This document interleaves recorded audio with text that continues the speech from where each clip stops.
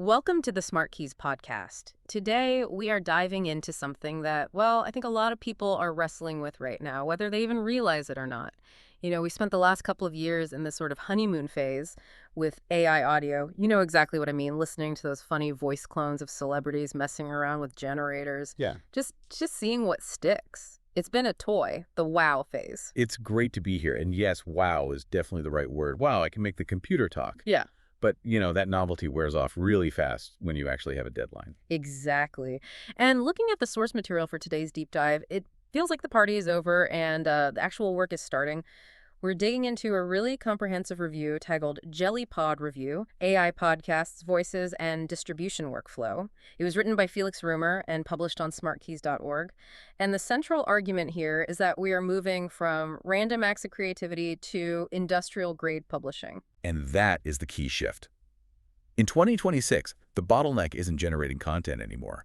We have infinite content. If you want 1,000 blog posts or 100 hours of audio, you can get it by lunchtime. The bottleneck is control. Business leaders, marketers, internal comms teams, they don't need a tool that hallucinates a funny joke or goes off on a tangent. They need a pipeline, something that delivers a specific message in a specific format every Tuesday at 9:00 a.m. without fail. So this deep dive is really about the infrastructure of that control. We're going to look at how this platform, Jellypod, stacks up, and we have to address the elephants in the room, Google's Notebook LM and Descript. Because if you're a creator right now or a business owner, you're probably drowning in subscription fees. Do you really need another one? That is the question, isn't it? And I think the answer really depends on whether you want to be an explorer or a publisher, but we'll get to that. Okay, hold that thought. Let's start with the promise of the pipeline. The review calls it a compact creation pipeline. Now, in the software world, compact usually means, well, stripped down or missing features. Is that what's happening here? Or does Felix mean something else? Not stripped down, no, I'd say streamlined. Think about the traditional way you'd make a podcast. It's a mess of friction, right? You've got a browser tab open for research, then a Word doc for scripting, then you go into a recording booth or, your closet if you're indie. Yeah. Then you drag files into an editor. Then you export. Then you upload to a host. That's 5 or 6 different context switches. And every single switch is a chance to lose focus or just give up. I mean, how many podcasts die in the editing phase just because the host can't face the timeline? Exactly. Yeah. Jellypod's pitch is basically collapsing that entire stack into a single browser tab. You start with a raw idea and you end with an RSS feed, and you never have to leave the window. It's designed to keep you in that flow state. Okay, let's walk through that flow then, specifically phase 1, research. Because you can't have a SmartKeys level insight without good data. The review details a research canvas. What are we actually feeding this thing? It's surprisingly agnostic. You can dump in PDFs, which is pretty standard, but it also takes Excel sheets, PowerPoint presentations, and just raw URLs. Felix Romer mentioned he tested it with about 50 different file types. Excel sheets. That's interesting. Usually AI audio tools really struggle with structured data. They don't know how to read a row versus a column. It comes out as gibberish. And that's a crucial differentiator. If you're doing, say, a quarterly earnings update for your team, you don't want to rewrite the spreadsheet into a paragraph first. You want to upload the sheet and say, summarize the Q3 growth in the EMEA region. The fact that it can parse that structure is a huge deal for that whole future of work use case. But here's where I found a constraint in the review that I want to push back on a little. The review notes that Jellypod handles roughly 10 sources per episode. Now, compare that to Google Notebook LM, which lets you dump in, 50? 300 sources? Notebook LM handles up to 50 sources, but with massive token limits, so the volume is huge. And on paper, 10 sounds like a downgrade. But let's look at the intent of the tools. Notebook LM is what we'd call an exploration engine. You dump in a massive library, your entire year's reading list, and you say, find connections I might have missed. It's designed to hallucinate connections. In a good way, helps you brainstorm. It's a research partner. It helps you swim through the ocean of data. Precisely. Jellypod is a publishing engine. That 10-source limit is actually a feature, not a bug. It forces curation. If you're trying to communicate a very specific message to your customers, you shouldn't be citing 300 different documents. You should be synthesizing the 10 most important ones. It keeps the context window tight, which, it significantly reduces the chance of the AI going off the rails. That's a good point about the rails. We've all used LLMs where you ask for a summary of a meeting and suddenly it's writing a poem about the coffee machine because it read a Slack message from 3 weeks ago. Right. And in a business context, That isn't quirky. It's a liability. Which brings us to phase 2, structure. How does Jellypod keep the AI from just rambling? The review talks about an outline in chapters feature. And this is where that human-in-the-loop concept gets really practical. In most tools, you just hit generate and you pray. In Jellypod, the AI digests your 10 sources, and it proposes a narrative arc and outline with chapters. It might say, first I'll talk about the problem, then the solution, then the pricing. So it gives you a table of contents before it writes the book. Right. And you, the human, you act as the executive producer. You can look at chapter 3 and say, no, that's not relevant, delete it. Or move the conclusion about pricing up to the intro. You're locking in the flow before a single word of script is even generated. That seems vital for business use. You can't have the AI deciding that the legal disclaimer isn't important enough to include. Exactly. It prevents what the review calls narrative drift. You aren't editing the output, you are engineering the input. You are ensuring the logic is sound before you worry about the words. Okay, so we've got the research, we've approved the outline, now we hit generate, and we get a script. Phase 3 is editing. The review calls this text-based editing. Descript made this famous, but this sounds different from what Felix described. It's fundamentally different. In Descript, when you delete a word from the text, you are creating a cut in an audio file that already exists. You're slicing a waveform, and if you're not careful, it can sound really choppy. You get those weird breath cuts. Right, the Frankenbite effect. With Jellypod, you are editing the source code of the audio. You're editing the script before the voice is generated. So if you change the word utilize to use, or rewrite an entire paragraph to sound punchier, the AI just generates it perfectly smooth. There are no crossfades to manage. It's clean. That effectively lowers the barrier to entry to basic literacy.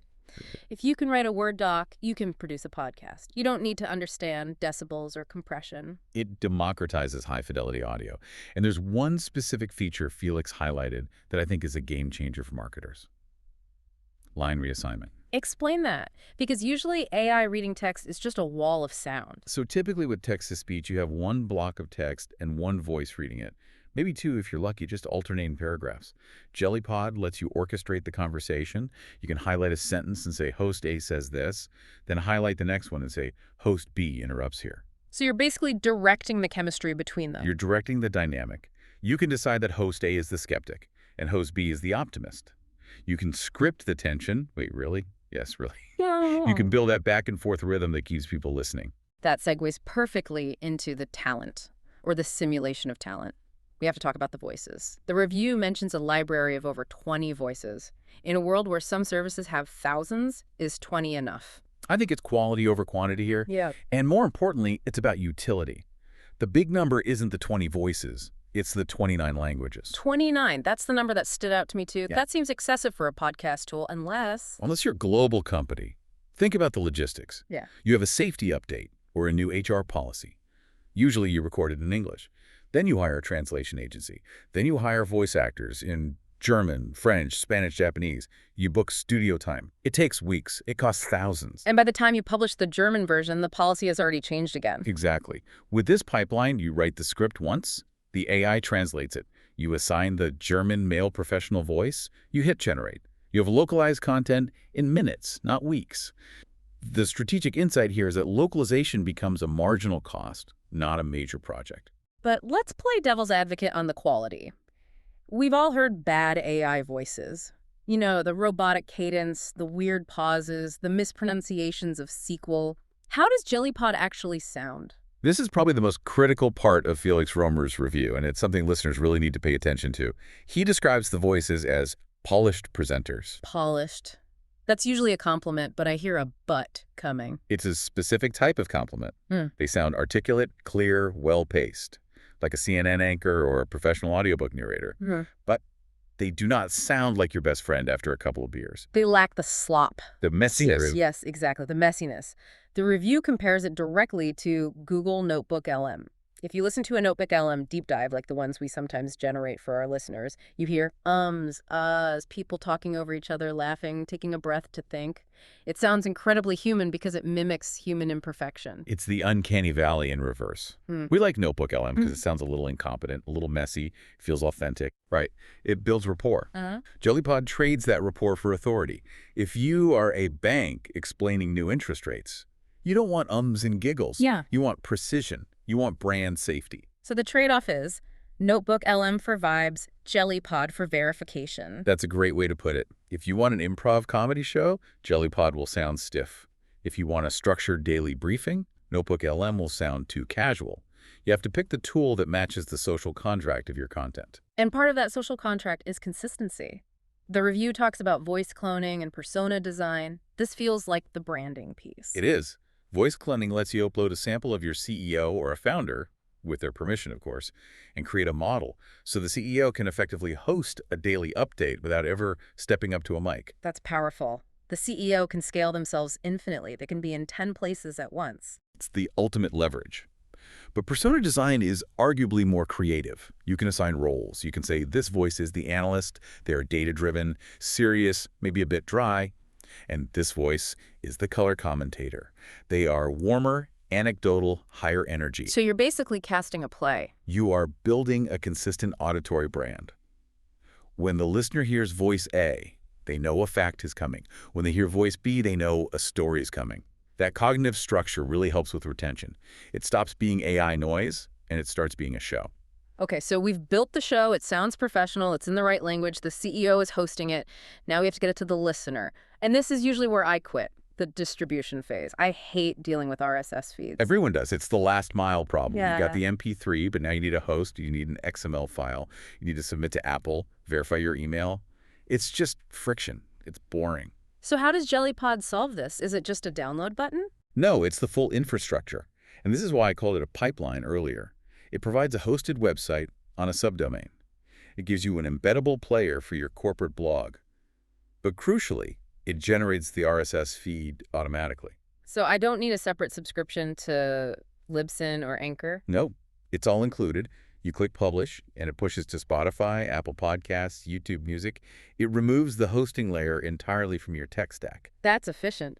But there was one other asset mentioned in the review that caught my eye, the visual element.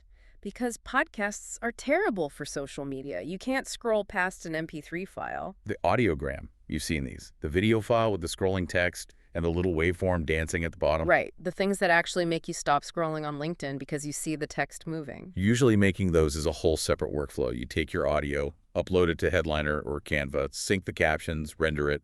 It's another 30 minutes. Jellypod spits out an MP4 audiogram automatically with every single episode. That's the shipping advantage. If you can get the LinkedIn post and the Spotify episode in one click, you're just going to publish more often. Consistency is the only metric that matters in the long run.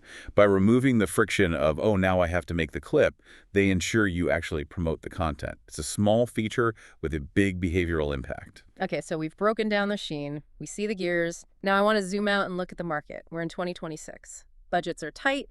Teams are small. If I'm a listener, how do I choose? We've mentioned Notebook LM and Descript. Let's create a decision matrix here, because you can't buy everything. Sure. Let's simplify it based on the review's findings.